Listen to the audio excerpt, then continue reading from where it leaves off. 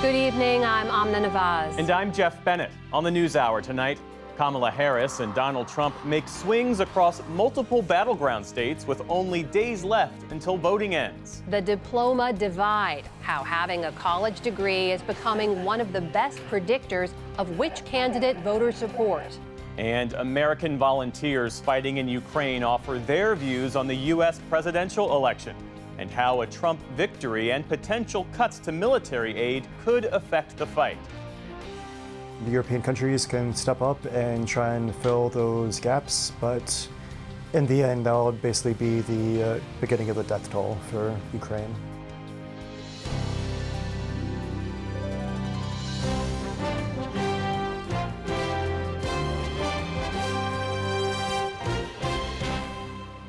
Major funding for the PBS NewsHour has been provided by Consumer Cellular. This is Sam. How may I help you? This is a pocket dial. Well, somebody's pocket. Thought I'd let you know that with Consumer Cellular, You get nationwide coverage with no contract. That's kind of our thing.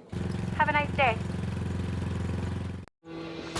A successful business owner sells his company and restores his father's historic jazz club with his son.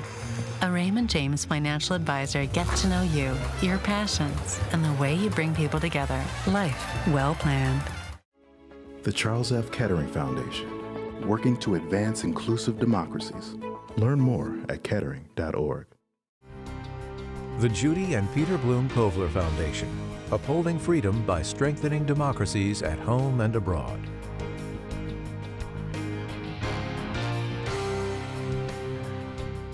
The Walton Family Foundation, working for solutions to protect water during climate change so people and nature can thrive together. Supported by the John D. and Catherine T. MacArthur Foundation, committed to building a more just, verdant, and peaceful world. More information at macfound.org. And with the ongoing support of these institutions.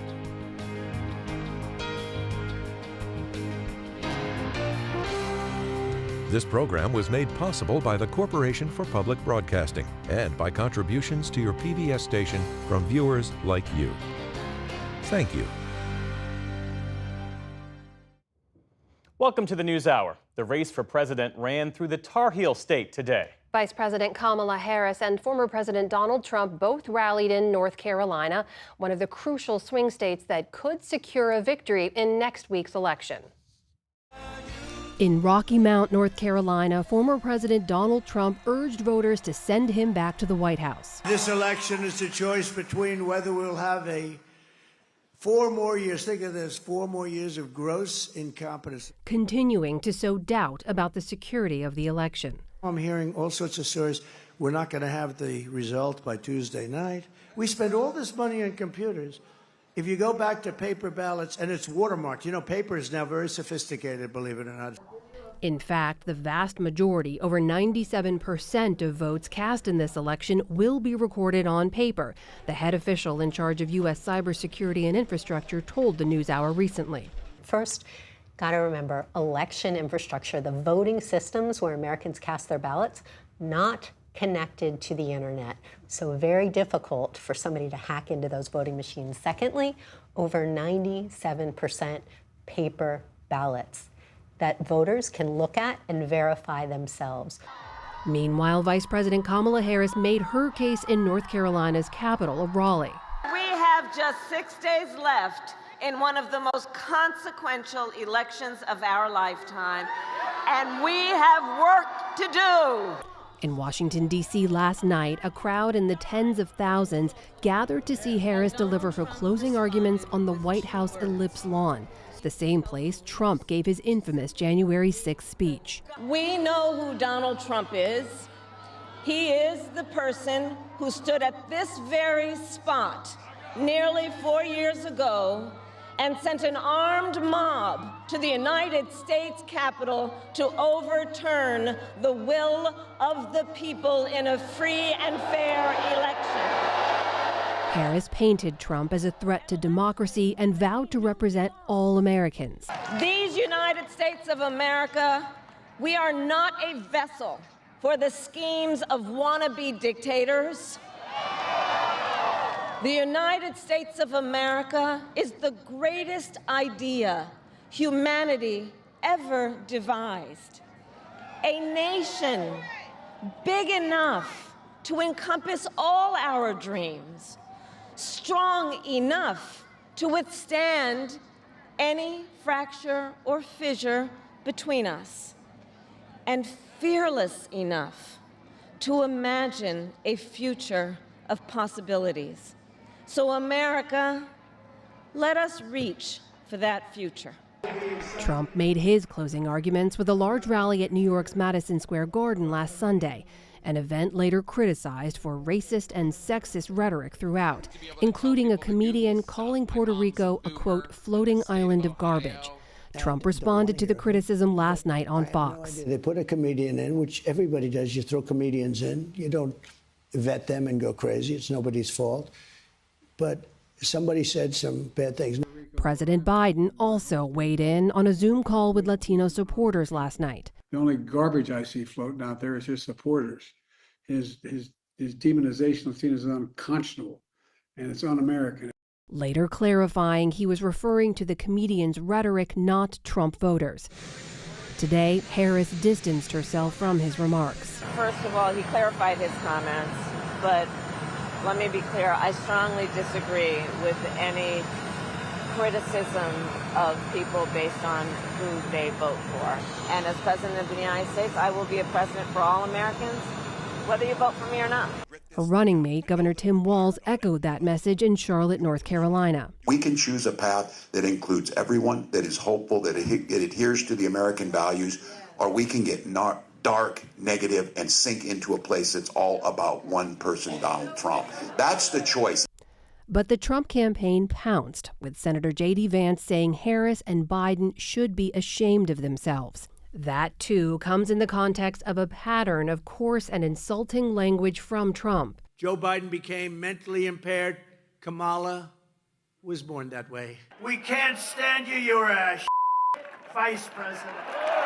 Including these remarks today about Democrats. It's the most corrupt, horrible people. These are horrible people. Oops, we should get along with everybody. They're horrible people.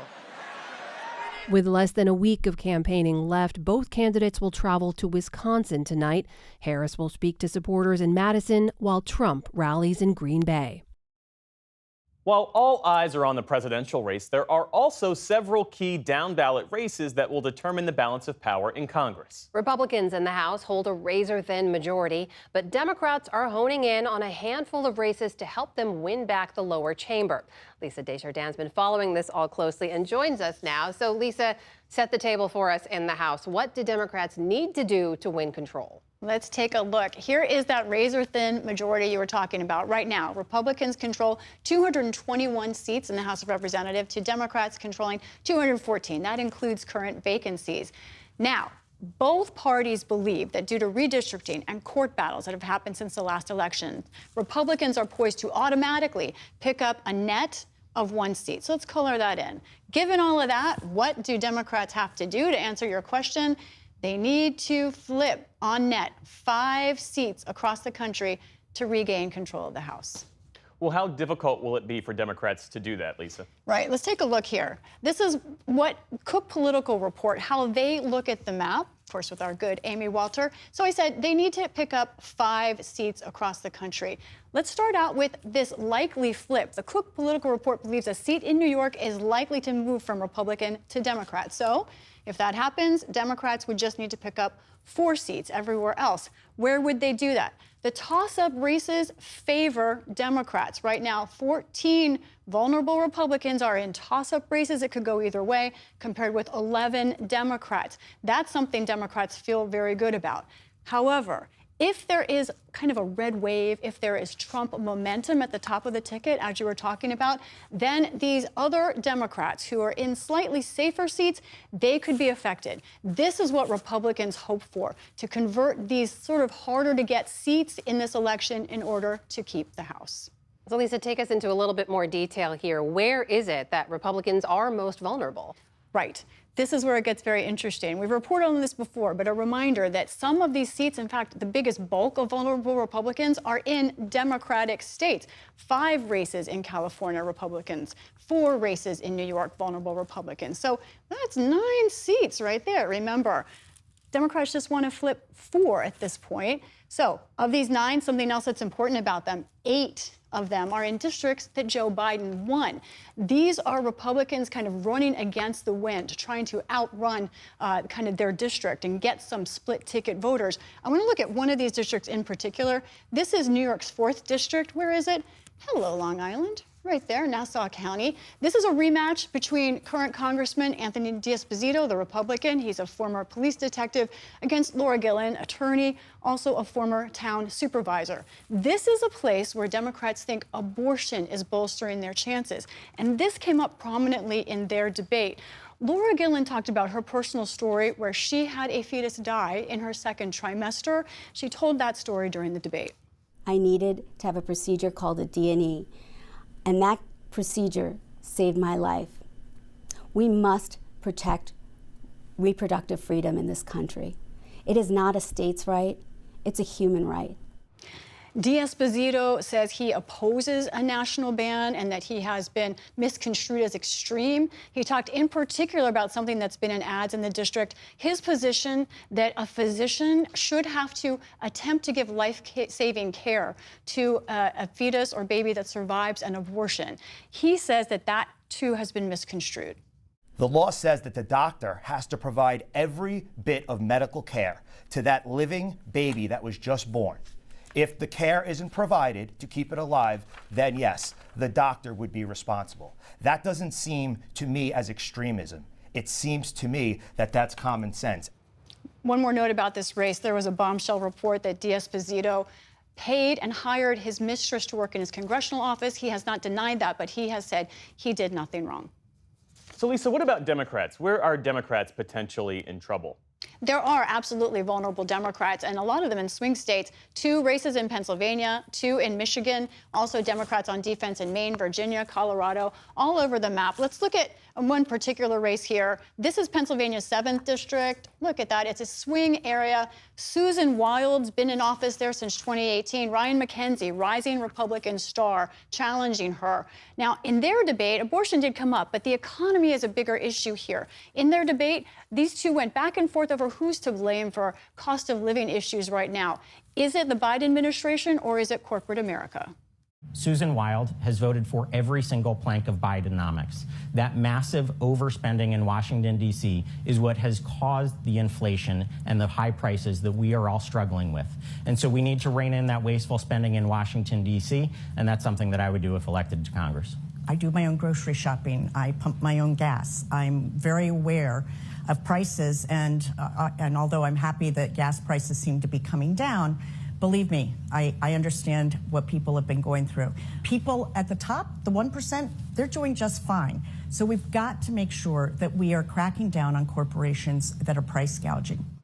Now, this is just one of the roughly 4 dozen races that will determine control of the House. And also in a presidential year where we've got a real toss-up here, guys, you know, control of the House means will the president have someone that works with them, or will there be a balance, a check on that presidential power? Lisa Desjardins, thanks as always. We appreciate it. You're welcome.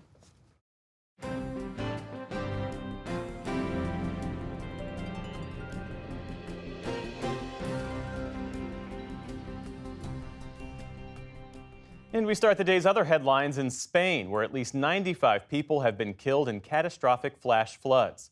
Rainstorms that started yesterday quickly overwhelmed rivers and sent torrents of muddy water gushing through streets. Authorities carried out helicopter rescues for those who were trapped in flooded homes. The Valencia region was among the hardest hit and is now facing unprecedented damage. Some survivors say they've lost everything. I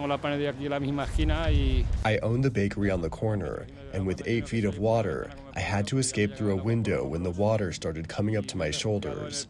It took everything, about 300 to 400 cars. I have to throw everything out of the bakery, freezers, ovens, everything. Authorities are searching for an unknown number of people who are still missing. They say the death toll is expected to rise in what's already the nation's worst natural disaster in recent memory. Spain's government has declared 3 days of mourning starting tomorrow. In Lebanon, Israel is expanding its military campaign beyond the country's south as it targets what it says are Hezbollah strongholds. Today, Israel issued evacuation orders for the eastern city of Baalbek, home to a UNESCO World Heritage Site, as well as surrounding villages. A few hours after that order, Lebanese TV caught this fireball over the city's skyline. Israel says it struck Hezbollah fuel storage throughout the region. Meantime, in his first speech as the militant group's new leader, Naim Qassem vowed to carry on with Hezbollah's war plan.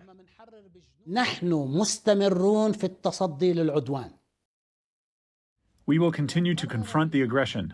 If the Israelis decide to stop the aggression, we say that we accept, but with the conditions that we see as suitable and sufficient. We will not beg for a ceasefire as we will continue fighting, no matter how long it takes. Those remarks came as international mediators ramped up efforts to halt the fighting in Lebanon and in Gaza. Palestinian officials say new Israeli bombardments killed at least 30 people in the Gaza Strip, one day after Israel waged one of the deadliest single strikes of the conflict so far. North Korea's top diplomat is in Russia for talks today. Her visit comes as the deployment of North Korean troops to help Russia's war effort in Ukraine raises concerns in the West about a possible expansion of the conflict. Today, U.S. Defense Secretary Lloyd Austin met with his South Korean counterpart at the Pentagon. He said that North Korean troops wearing Russian uniforms and carrying Russian equipment are moving to the Kursk region near Ukraine's border. He called the deployment a dangerous and destabilizing escalation. This is pretty serious. Again, we're going to continue to watch it and continue to work with our allies and partners to discourage it. I call upon them to withdraw their troops out of Russia. It does have the potential of lengthening the conflict or broadening the conflict if that continues. It's all unfolding as Russia and Ukraine exchanged dozens of drone strikes overnight that killed at least 4 people. In Ukraine's capital, Kyiv, 9 people were injured, including a child, after strikes hit an apartment building and a kindergarten. There have been more voting-related developments here at home. The U.S. Supreme Court is allowing Virginia to proceed with purging the voter registrations of about 1,600 people whom Republican officials suspect are not American citizens. All 3 of the court's liberal justices dissented. The ruling comes after Virginia appealed a federal judge's ruling that deemed the voter removals illegal. It's rare for non-citizens to try to vote in a U.S. election, but Donald Trump and his Republican allies have frequently raised fears about immigrants voting illegally in November. Authorities in Portland, Oregon say the suspect behind a series of ballot box fires is likely an experienced metal worker. That's based on the design of the incendiary devices involved in the blazes. They describe the suspect as a white man between 30 and 40 years old who they say may plan more attacks. Authorities in the city of Vancouver, Washington say 475 ballots were salvaged from a fire on Monday. An unknown number of others were destroyed. They're working to find voter information so they can contact people about getting new ballots. The FBI is among the agencies investigating. No arrests have been made. The U.S. economy grew at a healthy clip of 2.8% in the latest quarter when compared to this same time last year. That's thanks largely to ongoing consumer spending, which rose by 3.7%. That's despite still high interest rates. Today's reading was actually down a bit from the 3% growth the country saw in the previous quarter. But it still signals ongoing strength in the U.S. economy as voters head into the final days before the U.S. election. On Wall Street today, stocks slipped as investors focus on the latest corporate earnings. The Dow Jones Industrial Average fell about 90 points on the day. The Nasdaq gave back just over 100 points, or about 0.5%. The S&P 500 also ended in negative territory. And a common practice has become the law of the land in New York City. Jaywalking is now legal. The city council passed a bill last month allowing pedestrians to cross the street at will. It became law over the weekend after time ran out for Mayor Eric Adams to veto the measure. Jaywalking used to carry a fine of up to $250, and by one count, more than 90% of those targeted last year were Black and Latino. There are concerns that the new measure will lead to more pedestrian deaths, but for many New Yorkers, it's simply an acknowledgement of life in the busy city. Still to come on the NewsHour, we look at the stark divide between Kamala Harris and Donald Trump's health care policies. A new federal rule requires airlines to automatically offer refunds for significant delays and cancellations. And a photographer travels to politically divided communities to document the things people still have in common. This is the PBS NewsHour from the David M. Rubenstein studio at WETA in Washington, and in the West from the Walter Cronkite School of Journalism at Arizona State University. With less than a week until Election Day, Kamala Harris and Donald Trump are making their final case to voters, laying out starkly different visions on a number of key issues. That includes health care.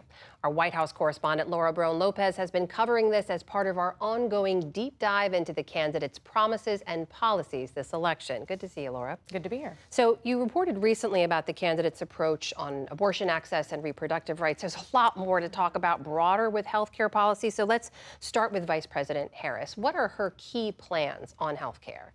Some of Harris's big health care policy proposals are to build on the Inflation Reduction Act, cancel more medical debt, renew the Affordable Care Act subsidies that are expiring in 2025, and expand access to birth control pills. Now, Amna, when it comes to the Inflation Reduction Act, she wants to expand that $35 cap on insulin that she and Biden passed for Medicare recipients. She wants to expand that to all Americans. She also wants to cap every American's prescription drug costs at $2,000 a year. Currently, it only applies to Medicare recipients. And recently, Harris proposed that there should be an at-home care benefit covered by Medicare. Currently, if you need home care and you don't have some money to hire someone, you and your family need to deplete your savings to qualify for help. That's just not right. So we're going to change the approach and allow Medicare to cover the cost of home care so seniors can get the help and care they need in their own homes. That home care benefit, Amna, would also cover people with disabilities that are on Medicare, and policy experts that we talked to said that that could end up covering millions of seniors. So those are the plans we've heard from Vice President Harris. How do those differ from the plans we've heard from former President Trump? Some of Donald Trump's top healthcare positions are to repeal and replace the Affordable Care Act. He also wants to lower healthcare insurance premiums, but doesn't have details on how he'd do that. He has been silent on protecting Medicaid, and he also wants to institute an anti-vaccine mandate for public schools. Now, recently, Donald Trump also said that he would put Robert F. Kennedy Jr., a staunch anti-vaxxer, in charge of healthcare policy. Robert F. Kennedy cares more about human beings and health and the environment than anybody. I'm going to let him go wild on health. I'm going to let him go wild on the food. I'm going to let him go wild on medicines. Health experts, Amna, say that appointing someone like RFK Jr. to potentially lead Health and Human Services, to lead the Centers for Disease Control, could end up spreading more public health disinformation, because he has been known to do that. On that Medicaid front, Amna, Trump has said that he wants to reduce federal government spending and he wants to cut taxes, and that he doesn't want to touch Social Security or Medicare to do it. So health experts are concerned that that means there's going to be a big target on Medicaid. So those are the plans as they've been laying them out. But you've also looked at their health care policies. How do their outlooks differ on this? Well, a lot of it comes down to the Affordable Care Act, which currently covers 21 million Americans. Donald Trump tried to repeal it in 2017 without much of a replacement plan when he was president. It didn't work. And 7 years later, he says now that he has, quote, concepts of a plan to replace it. His running mate, J.D. Vance, has filled in some of those concepts. J.D. Vance has floated repealing a mandate within the ACA that requires insurers to cover people with pre-existing conditions. And if Trump and Vance were successful in repealing that mandate, Larry Levitt, Vice President of Health Policy at KFF, said it would have a huge impact on sick Americans. If you start segregating people into different pools, that leaves people with pre-existing conditions at risk. I mean, we know what insurers do when they're not required to cover people with pre-existing conditions or charge them the same premiums as healthy people. They exclude them from insurance. Bottom line, Larry Levitt said, is that under Trump, young and currently healthy people would receive lower premium costs, but sick people and people with pre-existing conditions would end up not being covered by insurers. And also this week, we should note, Amna, that House Speaker Mike Johnson agreed that there should be no Obamacare. Multiple outlets have reported, according to some leaked video. Now, the difference between him, Donald Trump, and his proposals, and Harris when it comes to the Affordable Care Act is that she wants to expand on what is already in place. The issue, though, Amna, is that many of her policies rely on favorable numbers in Congress, and it's looking like the Senate may flip to Republicans and Democrats may control the House. So being able to expand on subsidies that are already in the Affordable Care Act could be difficult for Harris to do. I know the experts you've been talking to have been digging into these plans, running the numbers, examining them. What did they tell you would be the overarching impact of these proposals? Experts like Larry Levitt say that ultimately both candidates appear to approach healthcare as an economic issue, but the big difference is who they're trying to save money for. Trump has focused, particularly in his comments around the Affordable Care Act, on government spending, on making programs less expensive for the federal government. In Harris, we've seen a focus on healthcare as everyday pocketbook issues. So whether that's improving premium subsidies under the Affordable Care Act and lowering the premiums people pay out of pocket and trying to relieve medical debt. Those expanded Affordable Care Act subsidies that Larry was talking about there, they expanded the number of people who qualified for financial assistance and the amount of help that they receive. And they're set to expire in 2025. Harris says she wants to extend them. But if they expire under a Donald Trump presidency, it could have a huge burden on everyday Americans. All right. Laura Barón-López, thank you very much. Thank you.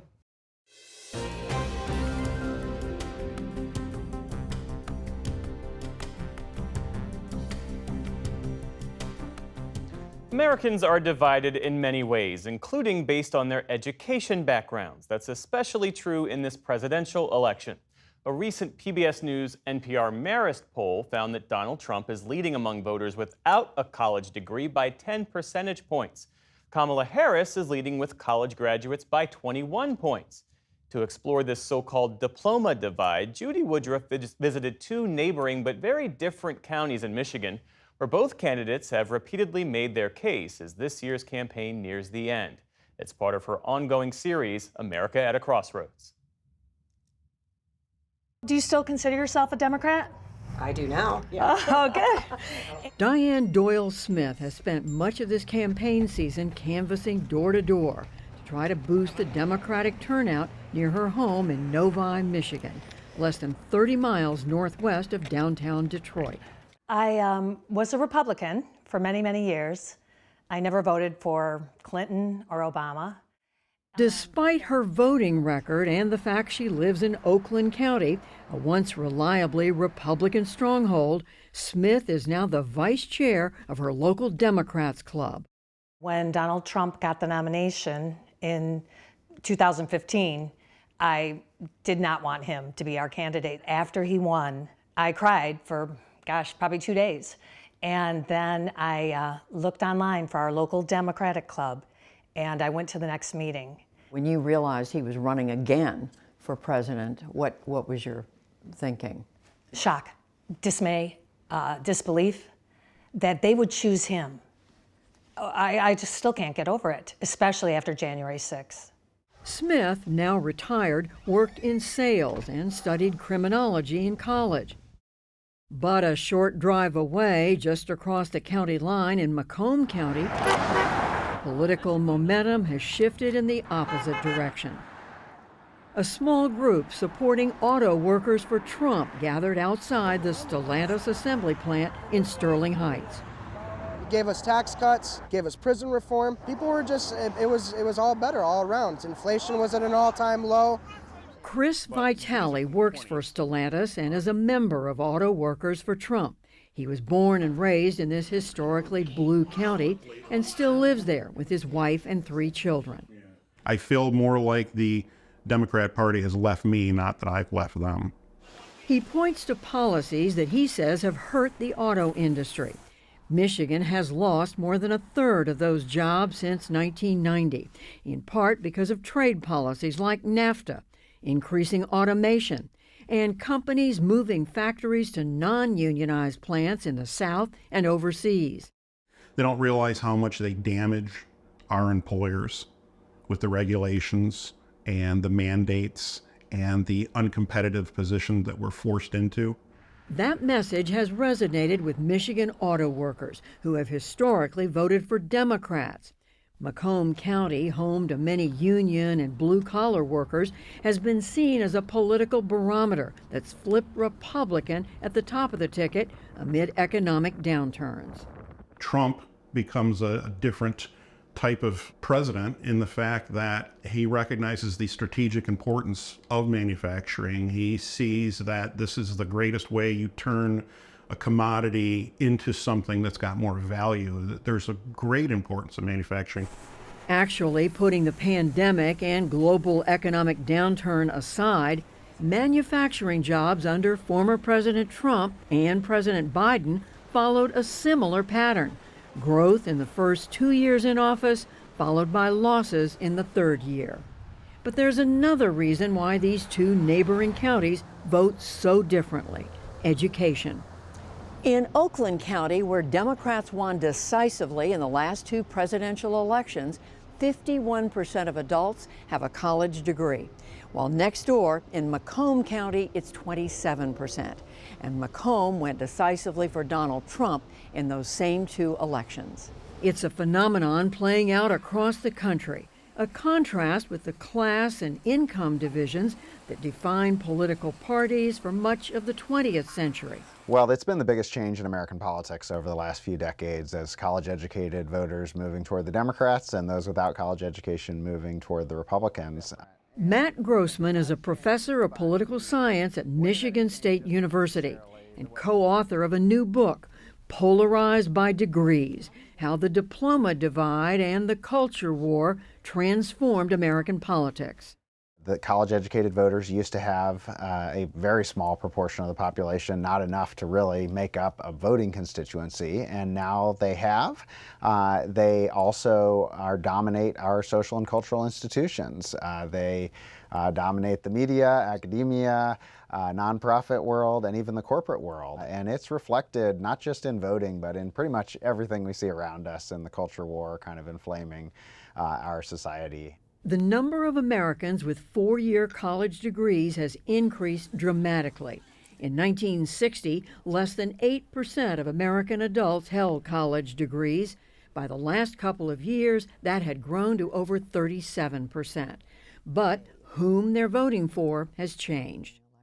College-educated voters used to be more likely to vote Republican, but it wasn't education, it was really income that was driving that relationship. Instead of having the rich vote Republican and the poor vote Democratic, what you have is the more educated voting Democratic and the less educated voting Republican, which means that there's almost no difference based on income anymore. For Vitali, a 3rd-generation auto worker, there's a good reason that difference exists. I think when you come up in a blue-collar background, there's a lot more wanting to get down to work and get down to your life.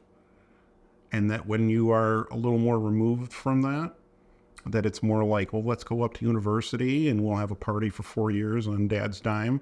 And I didn't have any interest in that. And of course, college university systems largely become re-education centers where we take these kids that may have grown up with traditional values and we fill their heads up full of new ideas that are basically meant to just tear everyone apart. But a few miles away in Oakland County, Vital Ane, a mechanical engineer in the auto industry, says her degrees have broadened her perspective. For a long time, I was apolitical, and then I kind of shifted towards the Democratic side because it felt like it aligned with my values a lot more. I asked Ane if she thinks her academic background has impacted her views. The demographic that I work with are very highly educated, and because they are highly educated, they pay more attention to science and data. And we also may be a little more affluent, so we can afford to think more about what is the long-term view of this or long-term effect of this, instead of people who are living paycheck to paycheck, and then all they can think about is, why are these groceries costing so much right now? Matt Grossman said this new fault line in politics has contributed to increased polarization and resentment of the other side. It's reflected not just in voting, but in pretty much everything we see around us in the culture war kind of inflaming our society. Republicans have become less trustful of experts. Republicans and Democrats now disagree about all kinds of cultural, social issues that they didn't used to. Things that really didn't used to be about politics are now about politics. We're experiencing it in our everyday lives. You can see the signals of people on the left or the right in far more places than you used to. Which is happening faster, that Democrats are gaining among higher educated voters, or that they're losing among voters with less education? They're gaining lately at a faster clip among college-educated voters than they're losing among white voters without a college degree. But the declines among white voters without a college degree are much more long-standing. Some of them date from the 1970s onward. So that's a trend that has been more long-standing, but is currently slower than the trend on the other side. The trend we're looking for in this election is, do those education divides extend to minority voters? Minority voters have not divided along educational lines anywhere near the level that white voters have, and they maintain a stronger attachment to the Democratic Party. If that breaks and they start to divide along educational lines like white voters have, that would be good for the Republican Party's electoral chances. One more division in an already polarized America, and this one could be the deciding factor in next week's presidential election. For the PBS NewsHour, I'm Judy Woodruff in Macomb County and Oakland County, Michigan.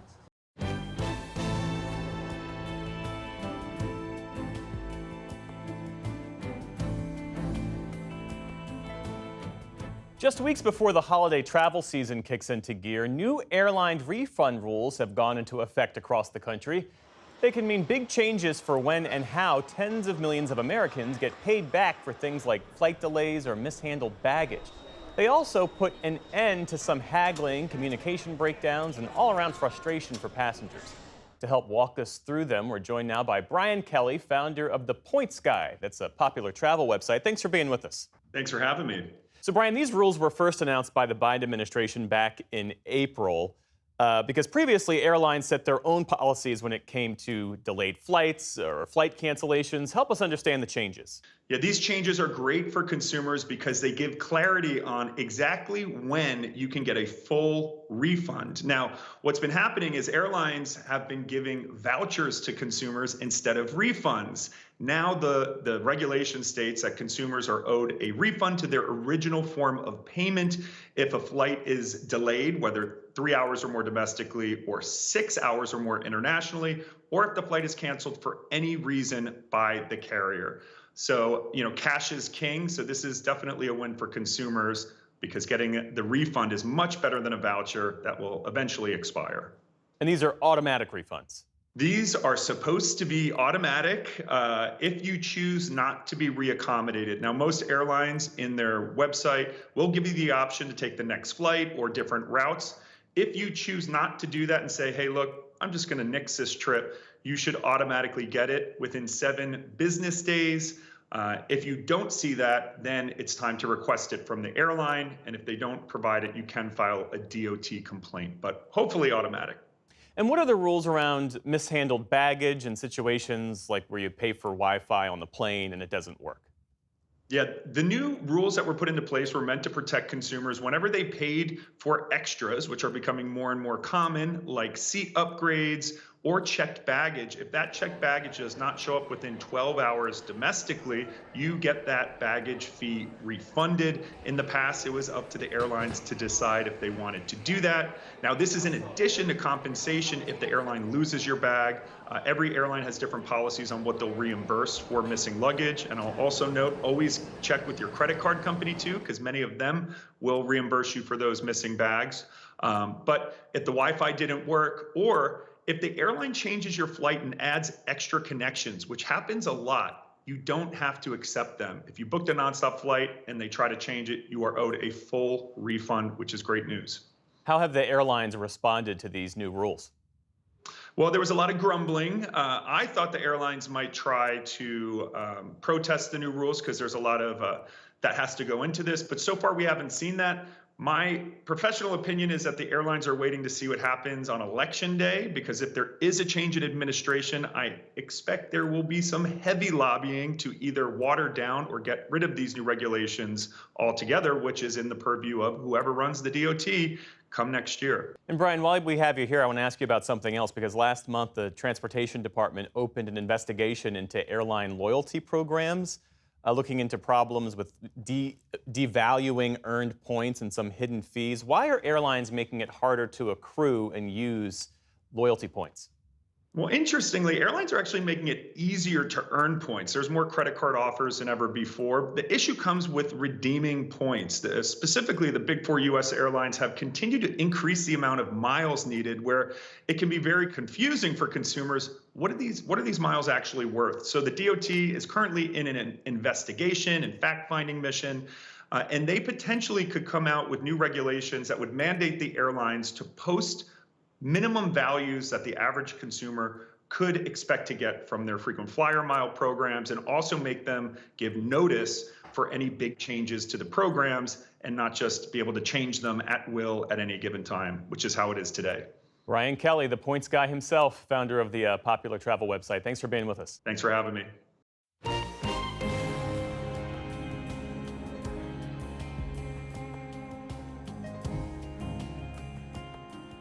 Next Tuesday's election results are being closely watched overseas, but perhaps nowhere more anxiously than in Ukraine.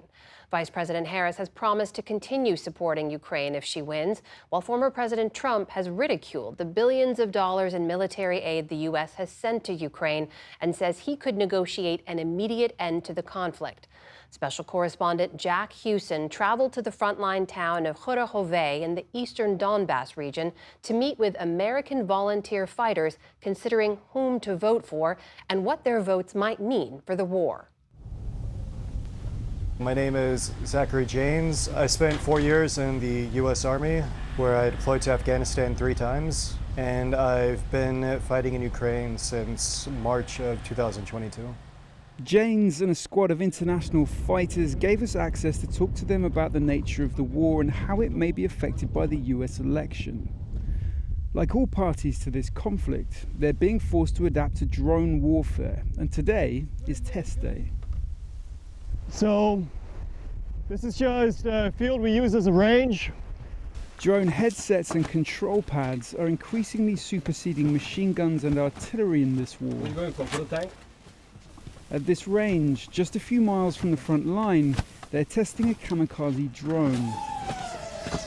Hundreds of thousands of these flying improvised explosive devices, $500 a pop, are the most effective part of Ukraine's air force. Lower, disarm. The contrast with the resources available to James when he was in Afghanistan is stark. Being in the U.S. Army, you have every asset available to you. No question that if you need something, you're going to get it. We're flying on Chinooks. We have as many air assets flying above us as we can. Whereas here, I mean, we're in the trenches. You're fighting against an enemy that has air superiority. So the first time you're in a tree line and you hear a jet fly overhead or a cruise missile fly by, it kind of makes you realize that you're the underdog here. Even magazines for their rifles have at times been scarce. But for James, the differences with Afghanistan aren't just material. So even as a soldier there, you couldn't help but shake the feeling sometimes that, you know, you are a foreign soldier in fact, occupying a foreign land. Whereas here, it's the opposite. We're fighting with Ukrainians who are defending their homes, defending their families from a foreign invasion. And being able to be on the other side of that for once, it feels good. But Ukraine's cause may be threatened by domestic political developments. I think Zelensky is maybe the greatest salesman of any politician that's ever lived. Every time he comes to our country, he walks away with $60 billion. I will have that settled prior to taking the White House as president-elect. I will have that settled. Trump says he can broker a settlement, but Moscow has shown no interest in negotiating peace except on humiliating terms deeply threatening to Ukraine's long-term security. The political archetype of republicanism with regards to international affairs is usually rather more hawkish. What do you make of the situation where it feels the other way around right now? Yeah, it's a bit strange, but we're seeing again with the America First movement, which is harkening back to the era of the 1930s and the 1940s of American isolationism in the face of a different fascist threat at the time. So we're seeing the parallels happening today. Janes is a Democrat, but like his fellow squad member callsign Sturdy, anecdotally, most of the American soldiers fighting in Ukraine are Republican. Given the noises Trump has so far made on Ukraine, it puts them in a confusing position. So I would probably vote Trump, mainly for the isolationist view of like, America comes first, build America back up, and then we can probably try and help the world again, or whoever else, because it's hard to support others when you yourself are falling, you know? But doesn't that mean in the immediate term it could greater endanger your life? Absolutely, but like that's my personal risk to choose. America should, come first, but also that I think, in the grand geopolitics, I think it's very vital that Ukraine, is like a independent country. So it is a personal conflict. How this personal conflict and how the US election turns will be pivotal. Under renewed bombardment captured here on Janes's phone in the days after we left, the squad has now abandoned this drone workshop as Russian forces continue to advance. Arriving under cover of dark, headlights off to avoid targeting by drones, we visited an artillery position near the front line, 10 miles south of Zach's team. This is an American-supplied M777 howitzer. For all the drones and improvised tech, the bulk of the battle is still artillery. But the Ukrainians need more shells. Dwindling ammunition for these guns has already cost Ukraine big. After US Congress dithered over its military aid approval over the past year, key strategic towns were lost as Ukrainian guns fell silent. So when funding for Ukraine doesn't get approved, that doesn't just stop in DC, it doesn't stop in Congress, that affects everything down the chain all the way to the guy in the trench in the Donbass fighting for his life. If Donald Trump wins this election and aid is cut off, what would that mean here on the front line? It means the guns stop working, they start going quiet, slowly run out of shells, ammunition, medical supplies. Sure, the European countries can step up and try and fill those gaps, but in the end, that will basically be the beginning of the death toll for Ukraine.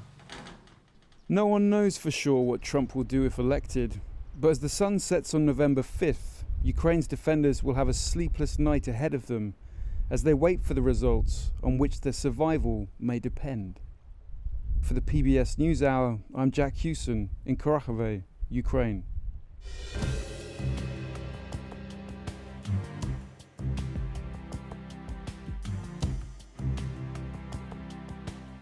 With the 2024 election just days away, there is no shortage of reflections on the state of American politics and democracy. But photographer Paul Shambroom has a unique view. Shambroom's images have been displayed at major American museums, including the Whitney and the Museum of Modern Art. His recent project and book, Purple Town, used photos to examine the American cities and towns that are most evenly divided politically. We spoke to Shambroom for our series Art in Action, exploring the intersection of art and democracy, and for our ongoing coverage of arts and culture, Canvas. I'm not trained as a social scientist or a political scientist. I'm just a guy with a camera. The country is extremely polarized now, maybe more so than I've ever seen it in my lifetime. 2020 just seemed like a turning point in terms of how we relate to each other. Many very smart people are writing and talking about polarization and the current political situation, but I'm just a real believer in kind of getting out there myself. Purple Town is a community that specifically for this project was either an exact tie or a very close or virtual tie in the 2020 US presidential election. I'm really troubled by the notion that the country is so divided, not just politically, but in terms of how we feel about each other. And the notion that 30 or 40% of the people in this country have beliefs and values that are very different than mine. That's okay, but what's going on now is that we're just not accepting each other's humanity. Photography and art is really a coping mechanism for me. It's just a way for me to feel like I'm doing something to try and understand what's going on in the world and maybe share it with other people.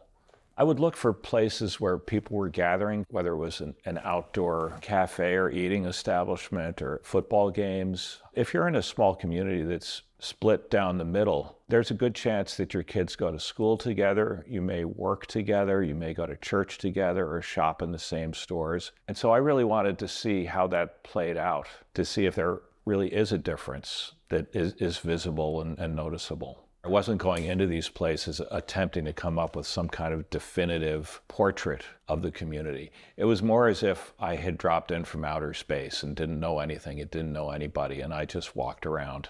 I wonder if what I've seen in these small towns, which I take to be sort of a necessary civility because people are in such proximity to each other, and they just can't afford to be jerks to each other. They just can't get away with it. And I think that maybe used to be true on a broader level, on a more national level, but now we can find our little beehive of like-minded folks and express ourselves and be reinforced in beliefs that I think maybe are more extreme, and it's more acceptable because there's an outlet now that didn't exist before. I mean, honestly, I wish that I could take people that I know and force them into my car and drive to these places and have them walk around with me because they've never done it before, and I know it's true on the other side as well. I live in Minneapolis, and if you believe what you hear from some people, they think that the city itself is some kind of crime-infested cesspool, and it's not. The things that people believe about small-town rural America are not true either, and we just have to go to these places and see it. People are always going to have differences. That's what makes this world interesting, and I think it's kind of what makes our democracy work when it does work. But I think we're really at a turning point now where things can go really bad, or maybe we can start to recover our civility, and we're just going to have to see what happens. I tend to be an optimist at heart, and there are a lot of things to worry about with our democracy right now. I think we're going to pull through, but that's maybe my optimism more than my common sense speaking. I really believe that everyone cares about this country, including leaders that I haven't agreed with. I think deep down they believe what they're doing is the right thing for our country. I think that's part of what helps keep me sane and having some degree of hope.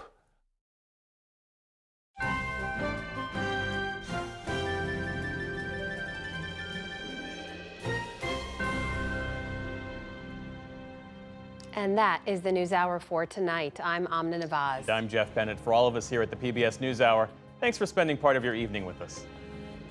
Major funding for the PBS NewsHour has been provided by... On an American Cruise Line's journey along the Columbia and Snake Rivers, travelers retrace the route forged by Lewis and Clark more than 200 years ago. American Cruise Line's fleet of modern riverboats travel through American landscapes to historic landmarks, where you can experience local customs and cuisine. American Cruise Lines, proud sponsor of PBS NewsHour. At BDO, I feel like a true individual. People value me for me. They care about what I want, my needs, my career path. I matter here. The ongoing support of these individuals and institutions, and friends of the NewsHour, including Jim and Nancy Bildner, and the Robert and Virginia Schiller Foundation.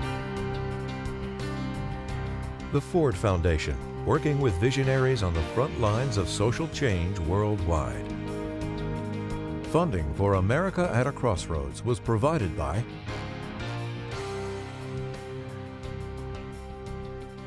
and with the ongoing support of these individuals and institutions.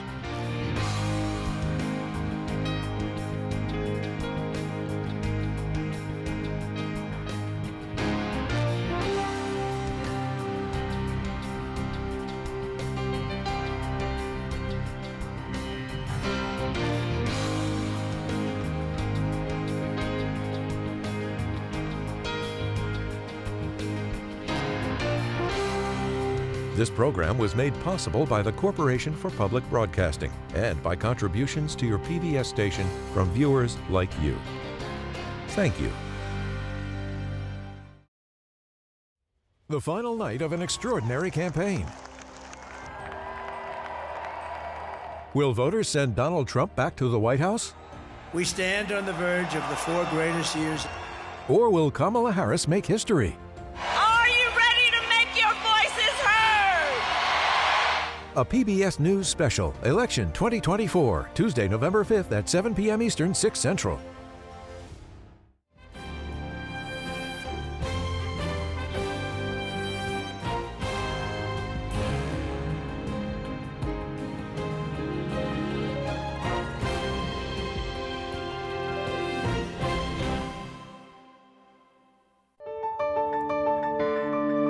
You're watching PBS.